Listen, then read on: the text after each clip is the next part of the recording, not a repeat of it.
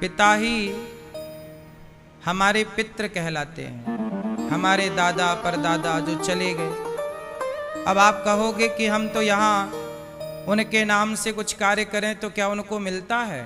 हाँ, आप कोई भी शुभ काम करते हैं, कोई भी पाप करते हैं या कोई भी पुण्य करते हैं तो केवल पुण्य का फल ही पितरों को नहीं, आपके पाप का फल भी पितरों को मिलता है।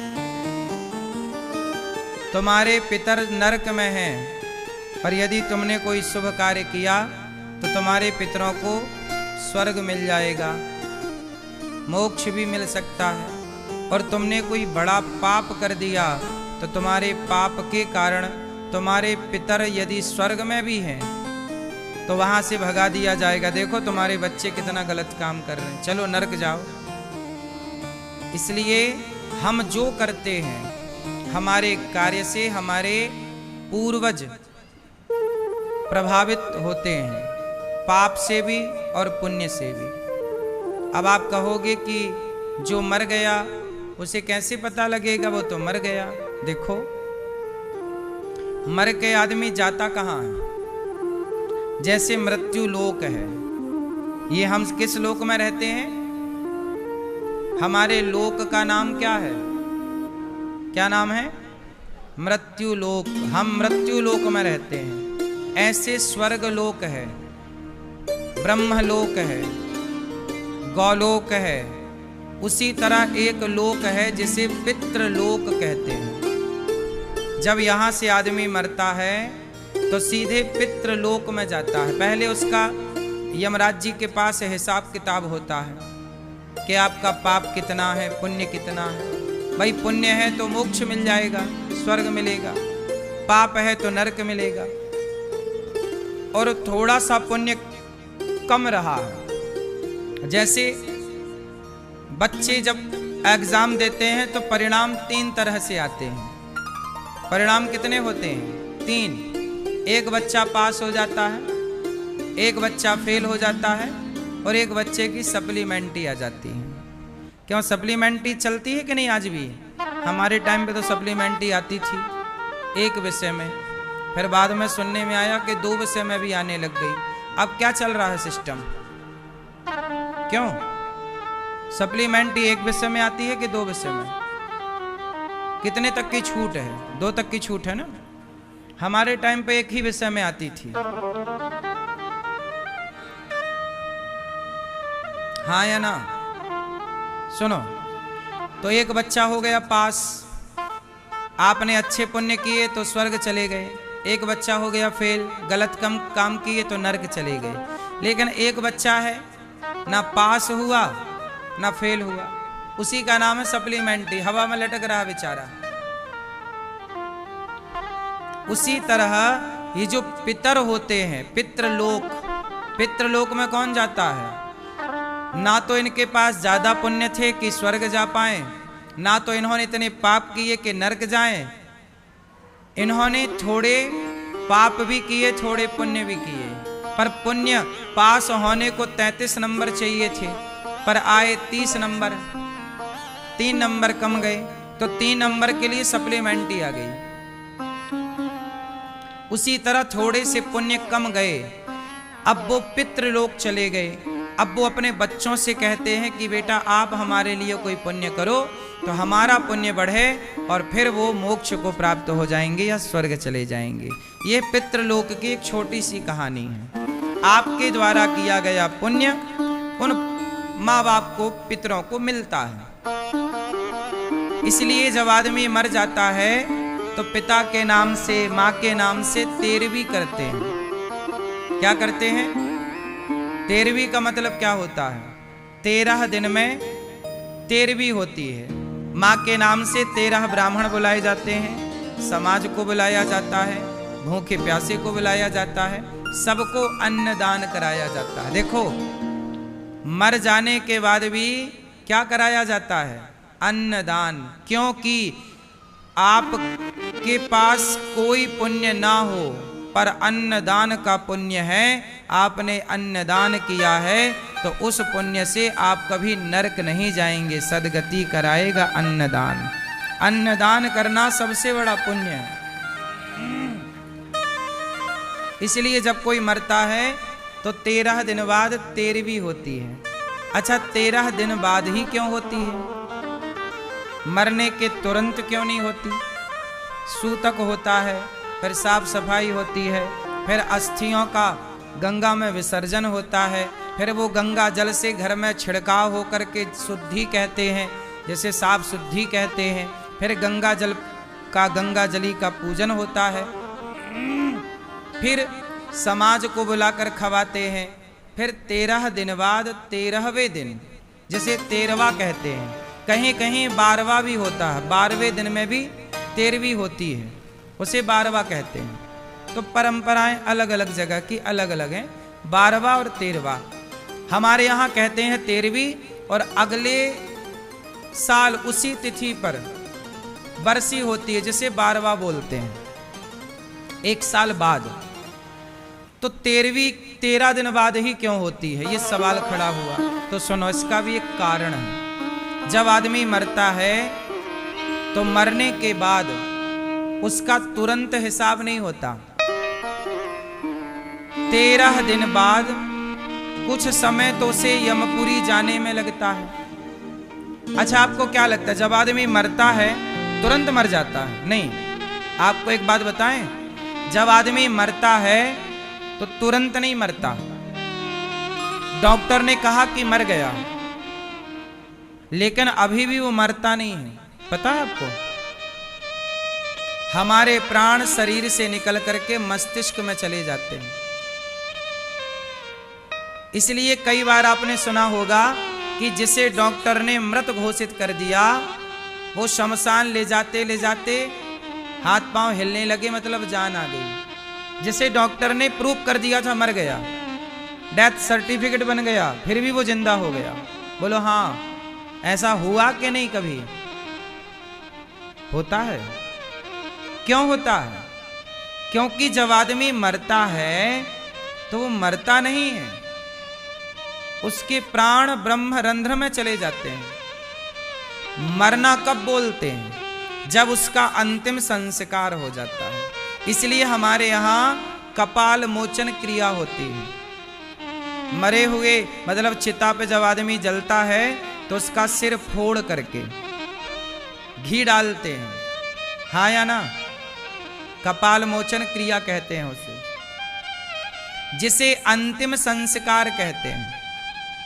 अंतिम संस्कार किसे कहते हैं? क्यों भैया? चिता पे जलाना ये अंतिम संस्कार नहीं है।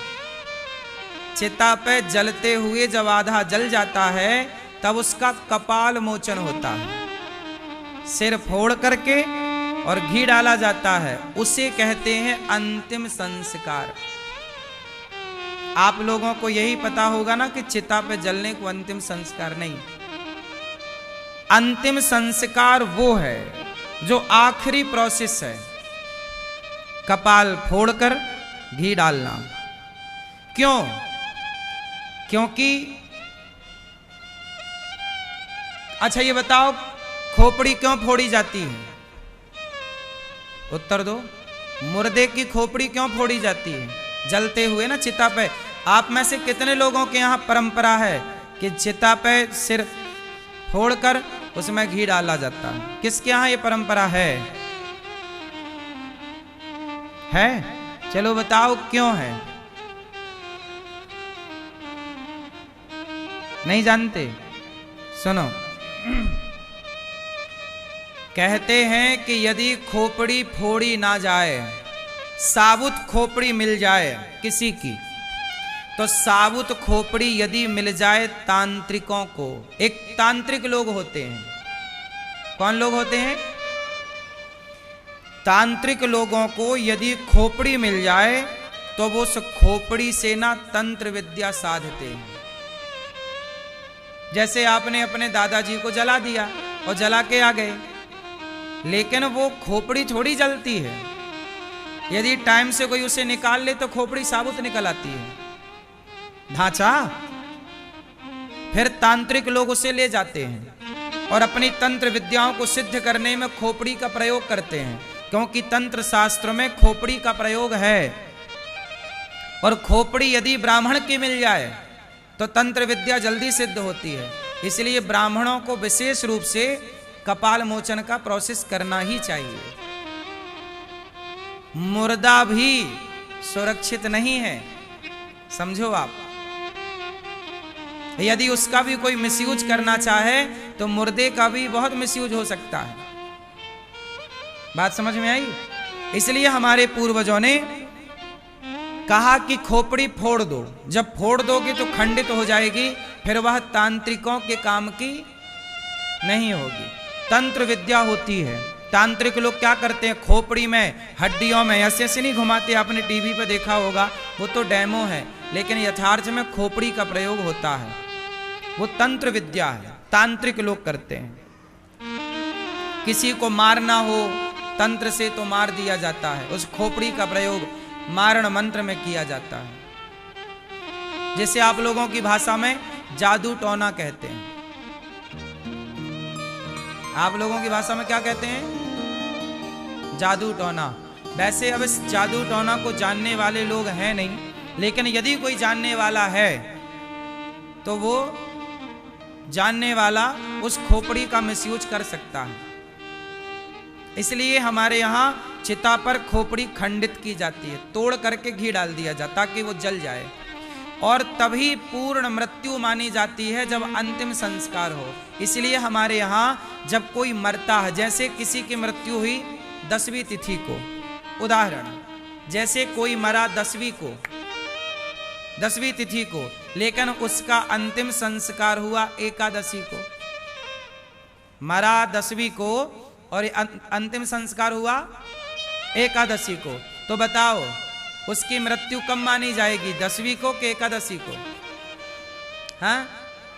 हाँ, इसलिए जिस दिन अंतिम संस्कार होता है उसी दिन से उसके पिंडदान की तिथि निश्चित होती है, श्राद्ध की तिथि निश्चित होती है।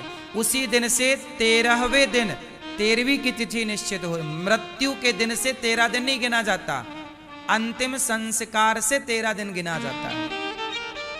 इसका मतलब है कि मरा हुआ व्यक्ति अभी मरा नहीं, जब तक उसका अंतिम संस्कार ना हो तब तक पूर्ण मृत्यु नहीं मानी जाती। तो ये हो गया मृत्यु का विधान। अब आगे चलते हैं। 13 दिन बाद ही क्यों होता है प्रोसेस 13वीं का? इसका कारण है कि जब आदमी का अंतिम संस्कार होता है तो अंतिम संस्कार के बाद जैसे आदमी की 13वीं अग्नि हो गई, चिता पे जल गया, तो कहते हैं चिता पे जलने के बाद 13 दिन तक वह प्राणी वही होता है आसपास। यमदूत उसे शरीर से तो निकाल कर ले जाते हैं, पर वह वहीं भटकता रहता है। क्यों? क्योंकि यमराज यमदूत उसे ये दिखाना चाहते हैं कि देख, जिस परिवार के लिए तो रोता रहा, परेशान होता रहा, अब वो परिवार देख, तेरे बिना तू कहता था कि मेरे बिना क्या होगा, देख तेरे बिना सब हो रहा है कि नहीं। जिस अभिमान में तू जीता था, आपको क्या लगता है मेरे बिना क्या होगा, मेरे बिना क्या होगा? अरे भाई साहब, तुम आराम से मरो, सब बिंदास होगा। क्या रुका है? किसका रुका है? किसी का रुका हो तो बताओ। हम इस झूठे घमंड में रहते हैं कि हमारे बाद क्या होगा, सब बढ़िया होता है। तो वो आदमी 13 दिन तक वहीं रहता है, सब देखता है। इसीलिए आपने देखा होगा हमारे यहाँ जब आदमी मर जाता है तो उसके नाम का घट बांधते हैं। क्या बांधते हैं? अब देखो आज के जमाने में ना ये परंपराएं नष्ट हो गई। अब क्या है, आदमी को जल्दी होती है। आजकल तो आदमी 3-4 दिन में 13वीं कर लेता है। आज शहरों में तो 13वीं भी 4-5 दिन में हो जाती है, और 13वीं और बरसी एक साथ कर लेते हैं। मतलब आजकल बच्चों को बिल्कुल टाइम नहीं है, 3-4 दिन में ही सब खत्म। हाँ या ना? तो आजकल लोग मनमाना चल रहे हैं। अब शास्त्रों से कोई लेना देना किसी को नहीं, जो अच्छा लग रहा है लोग वो करते हैं, मनमाना आचरण। जब आदमी मरता है तो उसके नाम का घट बांधा जाता है। घट मीन्स घड़ा। हमारे यहाँ पीपल पे बांधते हैं, पीपल पे घड़ा बांधते हैं। कहा जाता है कि वह जीव प्राणी यहाँ होता है और वह घड़े का पानी पीता है। उस उतने दिन 13 दिन मतलब कुछ दिन, 13वीं दिन तो 13वीं होती है, तो फिर वो 13वें दिन जो जूठन बचता है ब्राह्मणों का, इसलिए 13वीं जब खाओ। अच्छा, एक चीज आपने ध्यान दी होगी, 13वीं सबको पचती नहीं है, पता आपको? पूड़ी तो पूड़ी होती है, पर 13वीं की पूड़ी गजब की होती है। मुझे सूट नहीं करती कभी, इसीलिए मैं कभी 13वीं इत्यादि नहीं करता, खाता मतलब 13वीं। क्योंकि ब्राह्मण जब 13 ब्राह्मण बैठते हैं भोजन करने, तो वह अपनी थाली से एक एक पूड़ी निकालते हैं उस प्राणी के नाम की, जिस प्राणी की वो 13वीं खाने आते हैं, और निकाल करके उस प्राणी के नाम की फिर वो पूड़ियां, वो प्रसाद गाय को खवाया जाता है या पक्षियों को डाला जाता है। तो कहते हैं 13 दिन तक वो वहीं रहता है। 13वें दिन को जो ब्राह्मण खाए वो सारा पुण्य लेकर के जाता है। वो पुण्य के साथ यमराज उसका हिसाब किताब करते हैं। उस हिसाब किताब के बाद उसका पुण्य हुआ तो मोक्ष मिला या स्वर्ग मिला, गलत काम थे उसके ज्यादा तो नरक मिला। अब फिर वो अपने बच्चों से उम्मीद करता है कि आप मेरे नाम से करो, इसलिए उनकी तिथि पर आप लोग गया श्राद्ध करते हैं, पिंडदान करते हैं, तर्पण का। हर बेटे को अपने माँ बाप के नाम का श्राद्ध करना चाहिए, पिंडदान करना चाहिए, तर्पण करना चाहिए। आजकल के बच्चे कुछ मानते ही नहीं, बोले हम तो साइंस के स्टूडेंट हैं, हम ये सब क्यों माने। धर्मराज युधिष्ठिर, अभी मैं यहां बैठा बैठा महाभारत का एक प्रसंग पढ़ रहा था, तो महाभारत के प्रसंग में जब कर्ण मारे गए तो पांडव ना श्राद्ध करने गए गया जी। तब माता कुंती ने कहा कि बेटा तुम अपने कर्ण के नाम का भी एक पिंड दान कर दो और तर्पण कर लो। तो युधिष्ठिर ने कहा कि कर्ण हमारा क्या लगता है, हम कर्ण का श्राद्ध क्यों करें, पिंडदान क्यों करें। तब कुंती माता ने गया में कहा कि धर्मराज कर्ण तुम्हारा बड़ा भाई था। आज पहली बार पता चला धर्मराज युधिष्ठिर को। धर्मराज रो पड़े कि मां तुमने पहले नहीं बताया कि ये मेरा बड़ा भाई था, वरना मारते क्यों, आपने बड़ा अपराध कर दिया।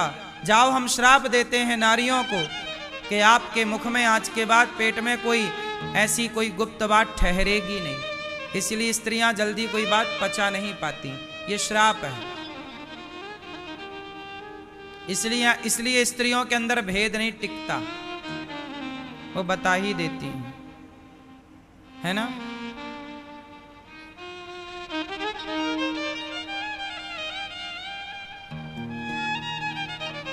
और